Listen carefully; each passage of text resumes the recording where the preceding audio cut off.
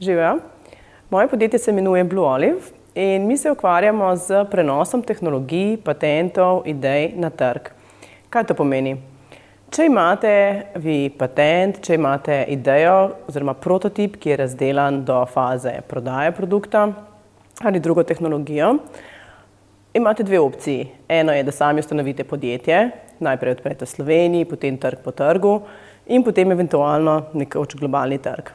Lahko pa svojo idejo, svoj patent naredite do te faze, da jo dejansko lahko kupi neka vaša potencialna konkurenca, ki že deluje na globalnem nivoju. To pomeni, da imate potem čas ustvariti tudi druge ideje, ker ste sedaj finančno dovolj močni, da vam ni za to treba več skrbeti in kot podjetniki lahko producirate še in še idej, ki so potem dejansko že pripravljeni na trg. O čem smo boljši od konkurenčnih podjetij, ki konkurirajo za to nagrado? Mislim, da so vsa podjetja super, vsak počne nekaj svojega, inovativnega.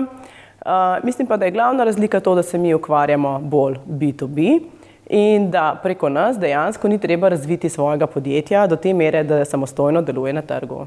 Hvala.